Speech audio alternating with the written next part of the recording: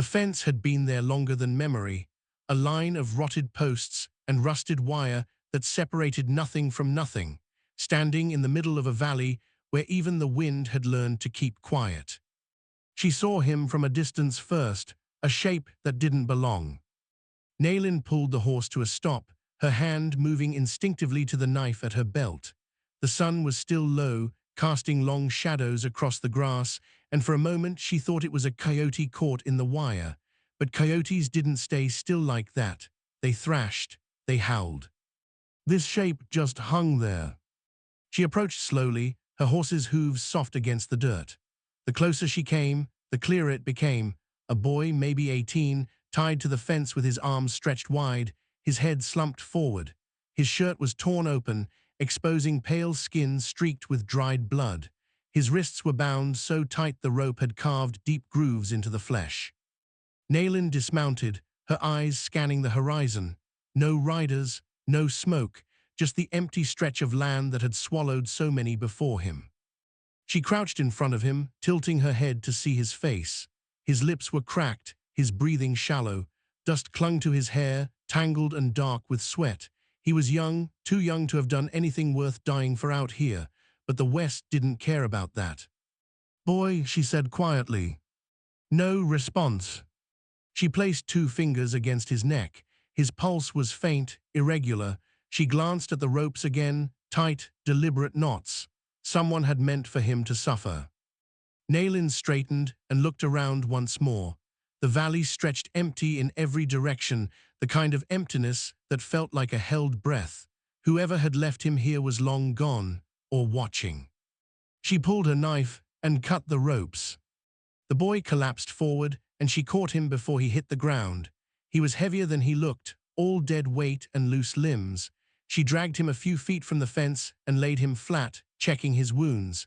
Lash marks across his back, a gash above his brow, bruises blooming dark along his ribs. But he was breathing. Naylin stood and walked back to her horse, pulling a canteen from the saddlebag. She returned and knelt beside him, lifting his head and pressing the water to his lips. Most of it ran down his chin, but some made it through. His throat worked weakly. "Drink," she said. His eyes fluttered, but didn't open. She poured a little more, then set the canteen down and sat back on her heels, studying him. White, young, alone, out here, that meant one of 3 things. He was running, he was cast out, or he was bait. Naylin's gaze drifted back to the fence, to the ropes still hanging from the posts like shed skin. The knots were military, clean, efficient, but there were no tracks, no signs of a camp, just the boy and the silence. She should leave him. That was the smart thing, the safe thing. She had learned long ago that mercy in this land was often punished, that kindness could get you killed faster than cruelty. She had survived 3 years alone by keeping her distance, by moving through the world like smoke, seen but untouched. But she didn't leave. Instead, she pulled a blanket from her pack and draped it over him, then built a small fire as the sun climbed higher. She boiled water, tore strips from an old shirt, and cleaned his wounds with steady hands. He stirred once, a low groan escaping his throat, but he didn't wake. By midday, the heat had settled thick over the valley. Naylin sat beside the fire, watching the boy's chest rise and fall. She didn't know his name, didn't know his story, didn't know if saving him would matter. But she had done it anyway. Hours passed. The sun moved overhead, then began its slow descent toward the western hills. Naylin kept the fire low, feeding it just enough to stay alive. She ate dried meat and watched the horizon, her hand never far from the rifle across her lap. As the light turned gold, the boy finally stirred. His eyes opened slowly, unfocused and glassy. He blinked at the sky, then turned his head and saw her. For a moment, neither of them moved. "You're alive," Naylin said. It wasn't a question. The boy's lips parted, but no sound came out. He tried to sit up and gasped, his hand going to his ribs. "Don't," she said. "You'll tear something." He stared at her, his expression somewhere between confusion and fear. His gaze dropped to the knife at her belt, then to the rifle, then back to her face. Where his voice cracked, He swallowed and tried again. Where am I? Middle of nowhere, Nayland said. You were tied to a fence. I cut you loose. The boy looked past her toward the fence, and something flickered in his eyes, recognition or maybe just pain. He closed them again, his jaw tightening. Who did this to you? Nayland asked. He didn't answer. She waited, but the silence stretched long enough that she knew he wasn't going to. That was fine. She didn't need his story. She had already made her see.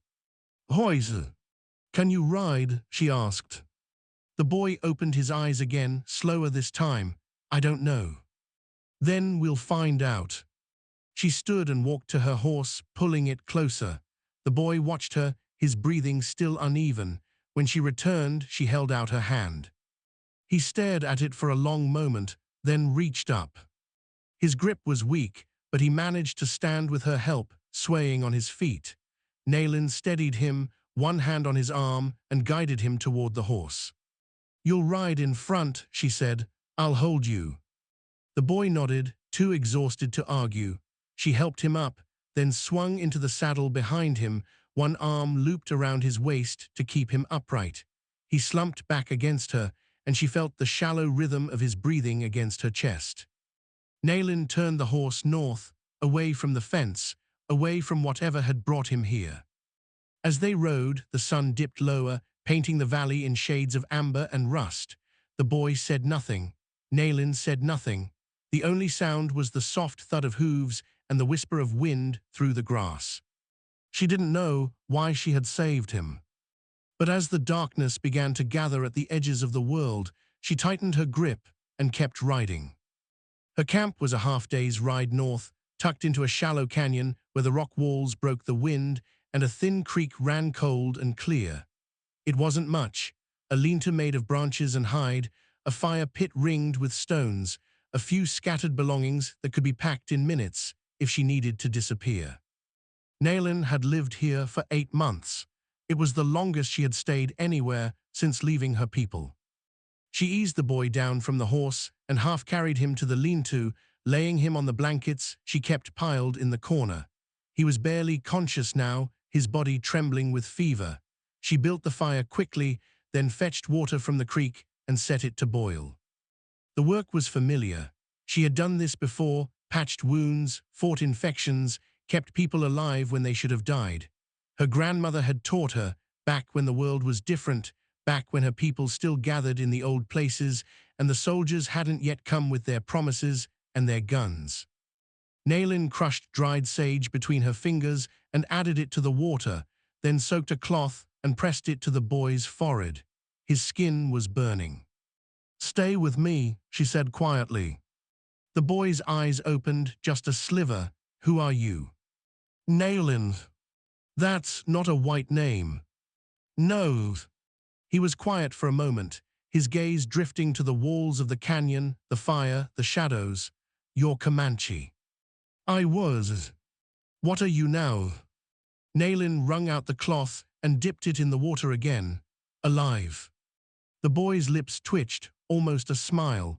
Then his eyes closed again and he slipped back under. She worked through the night, changing the cloths, checking his wounds, keeping the fire fed. By dawn, the fever had broken and his breathing had steadied. Nayland finally allowed herself to rest, leaning back against the canyon wall with the rifle across her knees. When she woke, the sun was high and the boy was watching her. You're still here, he said. So are you. He shifted, wincing, and sat up slowly. His eyes were clearer now, though still shadowed with exhaustion. He looked around the camp, taking it in, the simple shelter, the fire, the creek. Why'd you save me? He asked. Nayland didn't answer right away. She stood and walked to the fire, adding a few sticks to the coals. You looked like you needed it. That's not a reason. It's the only one I have. The boy watched her, his expression unreadable. They'll come looking for me. Who? The soldiers, the ones who left me there. Nayland turned to face him. What did you do? The boy's jaw tightened. I didn't follow orders. That's a good way to die out here. I know. She studied him for a long moment, weighing his words against the way he held himself, ashamed but not broken. Whatever he had refused to do, it still sat heavy on him. "What was the order?" she asked. The boy looked away, his hands clenching into fists. "They wanted me to burn a village, said there were hostiles hiding there, but when we got close, I saw it was just families, old people, kids." Nayland's chest tightened, but she kept her face still. "I wouldn't do it," the boy continued, his voice low. "I threw down my torch, told the captain I was done. He said I was a coward and a traitor. They beat me, tied me to that fence, and left me for the sun." The silence that followed was thick, heavy with things unsaid. Nayland crouched by the fire, poking at the coals. "You have a name." "Caleb." "Caleb," she repeated, testing the weight of it.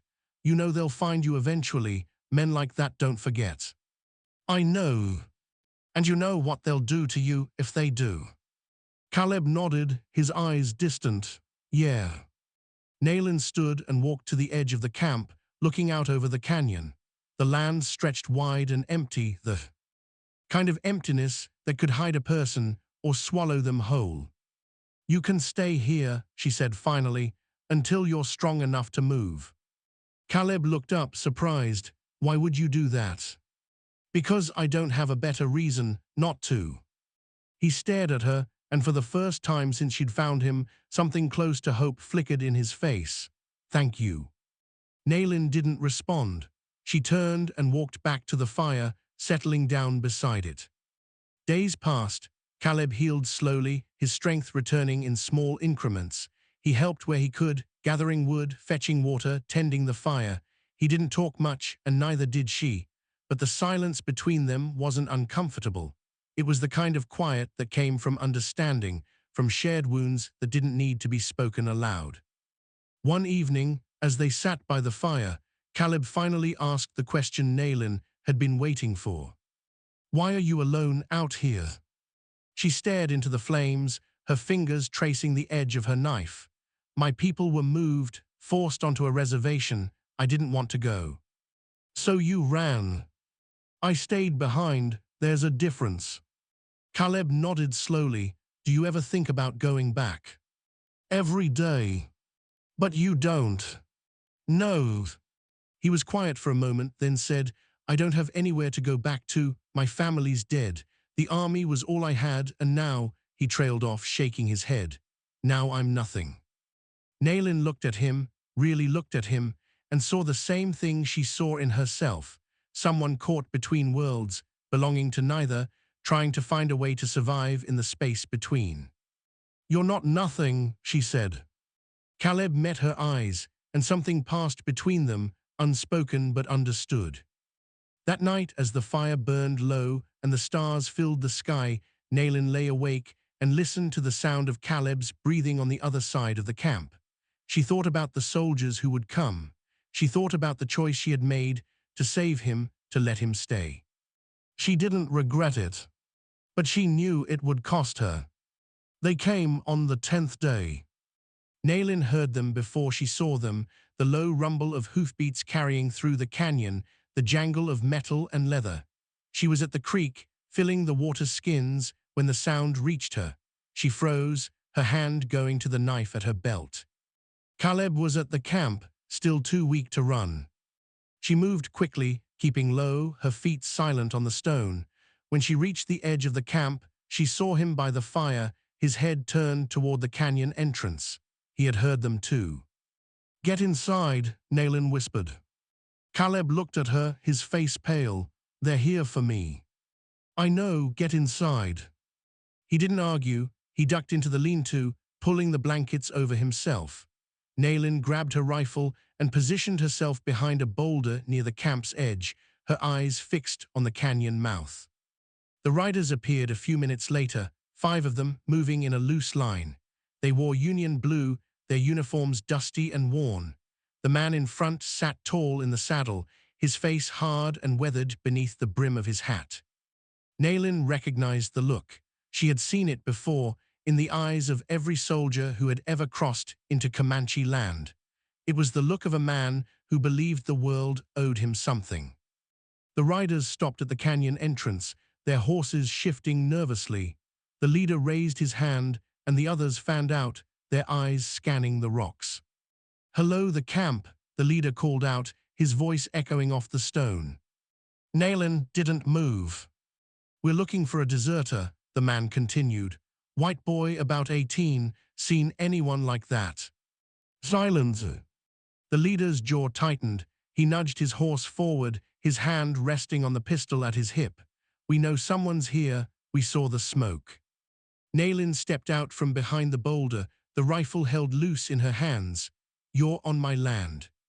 The soldiers turned to face her, their expressions shifting from surprise to something harder.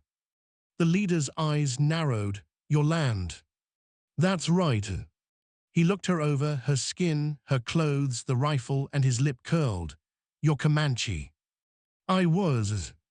"And now you're squatting in a canyon, living like an animal." Nayland's finger moved to the trigger, but she kept her voice calm. "I asked you to leave." The leader laughed, a cold, brittle sound. "You asked." He turned to the men behind him. "You hear that?" she asked. The soldiers chuckled, but their hands stayed close to their weapons. The leader turned back to Nayland, his smile fading. "I don't care what you are or what you think you own. We're looking for a deserter, and we're not leaving until we find him. There's no one here but me." "That's so." The leader dismounted, his boots hitting the ground with a heavy thud. He walked toward the camp, his eyes sweeping over the fire, the lean-to, the scattered belongings. Nayland stepped into his path, the rifle raised. "Don't." The leader stopped, his hand moving to his pistol. "You really want to do this? You really want to find out?" For a long moment, neither of them moved. The canyon was silent except for the wind and the soft creak of leather. Then, from inside the lean-to came a sound, a cough, quick and stifled. The leader's eyes flicked toward the shelter, and his smile returned. "There he is." Nayland's grip tightened on the rifle. "Walk away." "Can't do that." The leader took a step forward. "That boy is a traitor and a coward. He's coming with us." "No, he's not." The leader's hand moved to his pistol, and the soldiers behind him followed suit, their weapons rising in unison. Nayland didn't lower the rifle. "You draw, you die." The leader laughed again, but there was no humor in it. "You think you can take all 5 of us? I think you'll be the first to find out." The air between them thickened, charged with the kind of tension that came before violence. The soldiers shifted in their saddles, their fingers twitching on their triggers. And then, from behind Nayland, came a voice. "Wait." She turned, and Caleb stepped out of the lean-to, his hands raised. He was pale, his movements slow, but his eyes were steady. "It's me you want," he said. "Let her go." The leader's smile widened. Well, there you are, boy." Caleb walked forward, stopping beside Nayland. "I'll come with you, just leave her out of it." "Caleb," Nayland started, but he cut her off. "It's over, Nayland. I knew it would end like this." The leader gestured to his men. "Take him."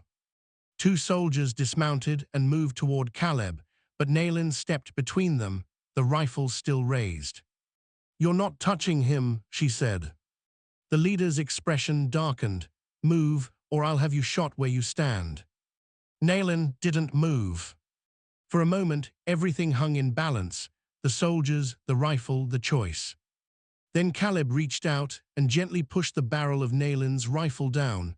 "Don't," he said quietly. "You've done enough." She looked at him, and in his eyes, she saw the same thing she had seen in the mirror every day since her people were taken. Resignation, loss, the weight of a world that didn't care. But she also saw something else, gratitude. The soldiers grabbed Caleb and dragged him toward the horses. He didn't resist. He looked back at Nayland once, and then he was gone, swallowed by the men in blue. The leader mounted his horse and tipped his hat, mockery in the gesture. "Pleasure doing business with you." Then they rode out, leaving Nayland alone in the canyon, with the fire still burning and the silence closing in like a fist.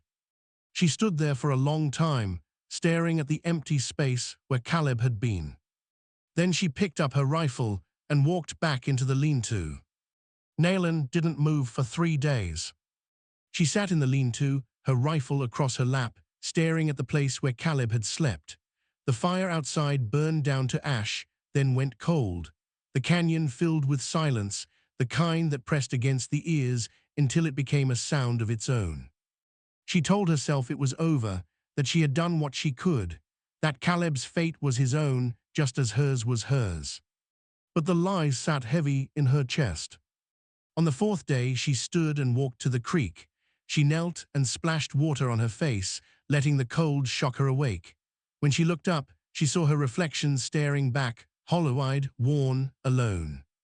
She thought about her grandmother, the way she used to say that every person carried 2 wolves inside them, one that sought survival and one that sought meaning. The trick, she said, was knowing which one to feed.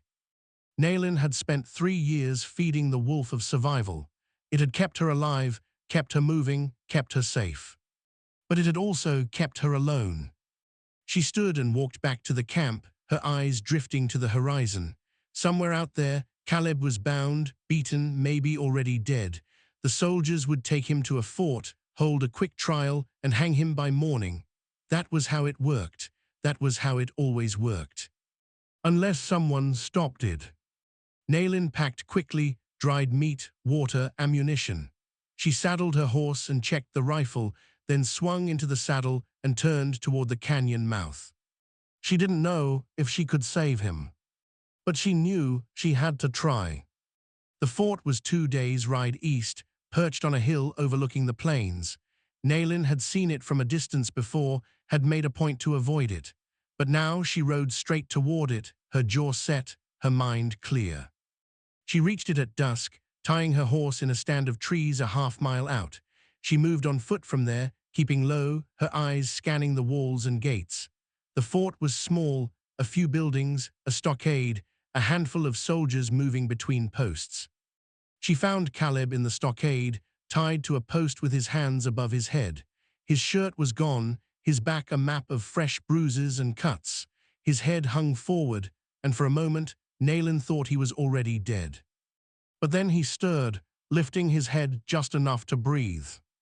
Aylin waited until the guard moved away, then slipped through the shadows and crouched beside the stockade wall. She pulled her knife and worked at the ropes, her movements quick and silent.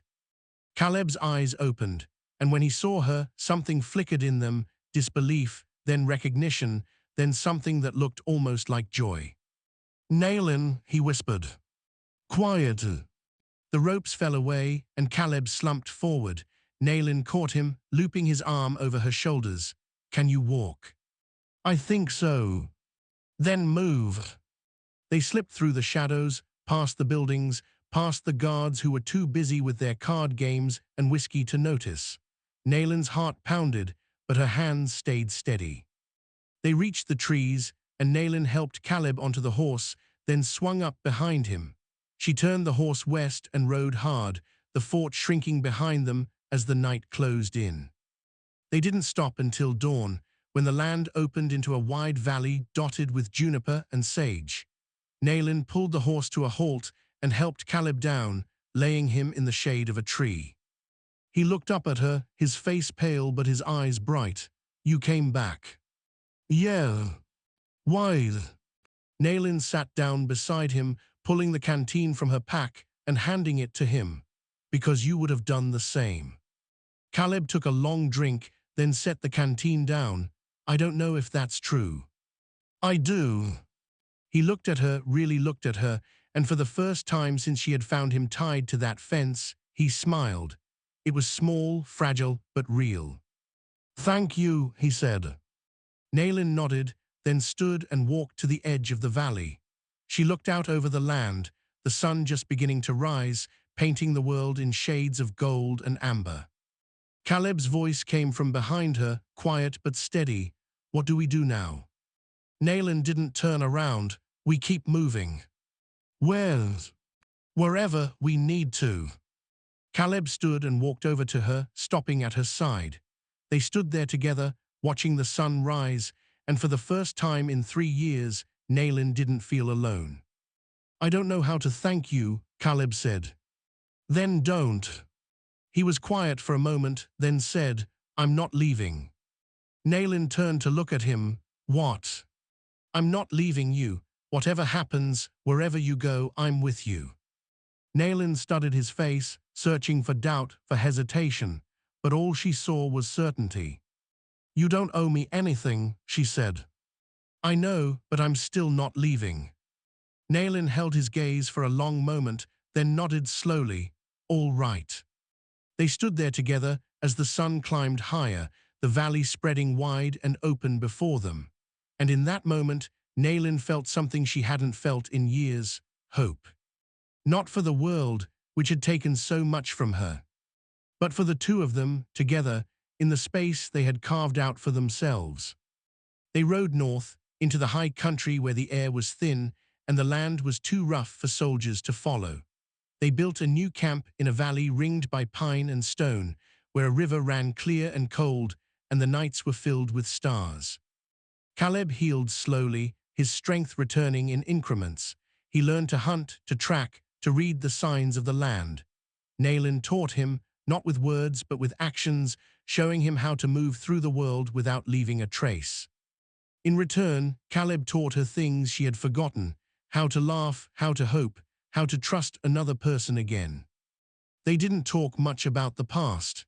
It was a weight they both carried, but they carried it together, and that made it lighter. Months passed, the seasons turned. Summer gave way to autumn, and the valley filled with the sound of wind through the pines and the call of geese overhead.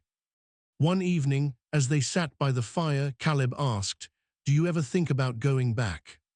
Nayland stared into the flames. "To my people." "Yeah." She was quiet for a long time, then said, "Every day, but I don't know if there's anything to go back to." Caleb nodded. "I know what you mean." They sat in silence, the fire crackling between them. Then Nayland said, "But maybe that's okay. Maybe we don't need to go back. Maybe we just need to keep moving forward." Caleb looked at her, and in his eyes she saw understanding. Together. Together. Winter came, and with it, the first snow. Nayland and Caleb built a shelter, stocked it with wood and food, and settled in for the long, cold months. The world outside disappeared beneath a blanket of white, and for the first time in years, Nayland felt something close to peace. One night, as the wind howled outside and the fire burned low, Caleb said, "I never told you why I joined the army." Nayland looked up from the knife she was sharpening. "You don't have to." "I know, but I want to." She set the knife down and waited. Caleb stared into the fire, his expression distant. "My father was a soldier. He died at Antietam when I was 12. My mother died a year later. I didn't have anyone, didn't have anywhere to go, so I joined up as soon as I was old. Enough, I thought it would give me a purpose, a place to belong." He paused, his jaw tightening. "But all it did was show me how cruel people can be, how easy it is to justify terrible things when you're just following orders." Nayland reached out and placed her hand on his. "You're not that person anymore." Caleb looked at her, his eyes bright with something that might have been tears. "How do you know?" "Because you chose to leave, because you're here." He nodded slowly, then turned his hand over and squeezed hers. "Thank you." They sat like that for a long time, their hands clasped, the fire burning between them. Spring came and the valley came alive with color. Flowers bloomed in the meadows and the river swelled with snowmelt. Nayland and Caleb worked side by side, repairing the shelter, planting a small garden, building a life. One day, as they stood by the river, Caleb said, "Do you think we'll ever be safe?" Nayland looked out over the water, watching it tumble over the rocks. "I don't know, maybe not, but I think we'll be okay." "How can you be sure?" "Because we have each other." Caleb smiled, and Nayland realized it was the first time she had seen him truly happy. Years passed. The world outside kept turning, kept changing, but the valley stayed the same. Nayland and Caleb grew older, their bodies marked by the passage of time, but their spirits unbroken. They never married, never spoke vows or made promises. They didn't need to. What they had was deeper than words, stronger than ceremony. They had survived together, they had built a life together, and that was enough. One evening, when Nailin was in her 50s and Caleb's hair had gone grey at the temples, they sat by the fire as they had 1,000 times before. Caleb looked at her and said, "Do you regret it, saving me?" Nailin smiled, the lines around her eyes deepening. "Not once. Even with everything that happened. Especially because of everything that happened." Caleb reached out and took her hand, and they sat there together, watching the fire burn low and the stars come out one by one. Years later, long after Nailin had passed and the valley had grown quiet, Caleb would still sit by that fire every night. He would think about the woman who had saved him, the woman who had given him a life when the world had tried to take it away. And he would remember the day he had been tied to that fence, alone and dying, and the moment he had looked up to see her standing there, a stranger with kind eyes and a steady hand. He had never left, just as he had promised. Because some debts could never be repaid, and some bonds could never be broken. The valley remained, as it always had, quiet, hidden, and full of memory. And in the years that followed, travelers passing through would sometimes speak of a place in the high country where the wind carried voices, where the fire never quite went out, and where two souls had found each other in a world that had tried to tear them apart. They called it the Valley of the Saved. And it was a place where love had been stronger than loneliness, where mercy had been stronger than cruelty, and where two people had proven that even in the hardest of lands, hope could still take root and grow.